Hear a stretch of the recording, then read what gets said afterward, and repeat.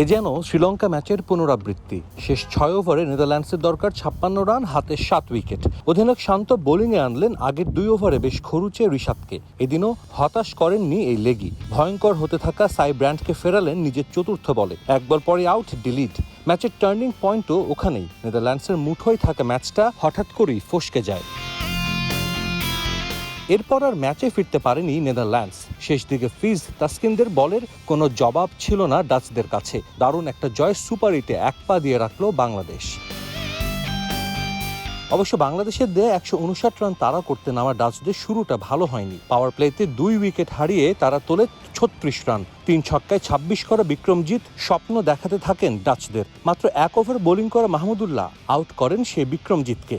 অধিনায়ক এডওয়ার্ডসের 25, সাইব্র্যান্ডের 30 শুধু নেদারল্যান্ডসের হারের ব্যবধানই কমায়। চলছে প্রেডিকশন গেম নগদ অ্যাপে। প্রেডিকশন করে জিতুন জিক্সার বাই টিভি, স্মার্টফোন সহ আরো অনেক পুরস্কার।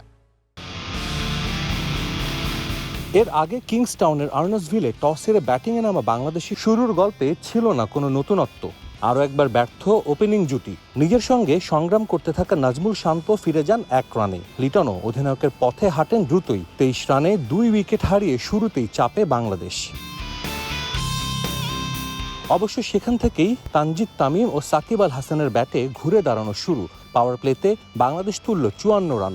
ব্যাটিং নিয়ে নিদারুণ চাপে থাকা সাকিব দীর্ঘদিন পর ফিরলেন স্বরূপে। তৃতীয় উইকেট জুটিতে 48 রান পায় বাংলাদেশ। ভালো শুরুর পরও ইনিংস বড় করতে পারেননি তামিম। থামতে হয় 35 রানে।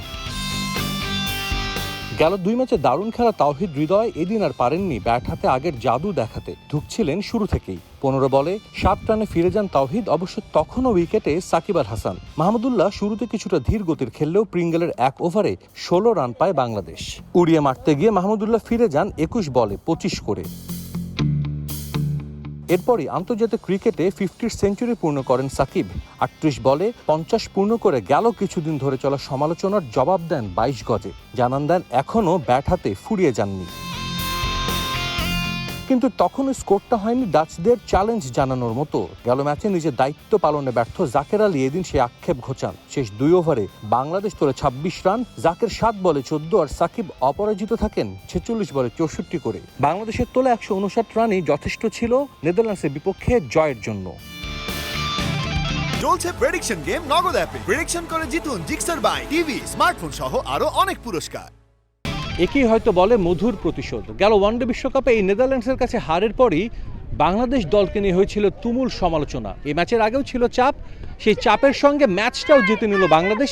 সুপার 8-এ দিয়ে রাখলো 1 পা। তবে তার চেয়েও স্বস্তির কথা হয়তো সাকিব আল হাসানের ছন্দে ফেরা, যেটা খুবই দরকার পড়বে সুপার 8-এর ম্যাচগুলোতে। কিংসটাউন থেকে সাজিদ মুস্তাহিদ, সময় সংবাদ, সেন্ট ভিনসেন্ট।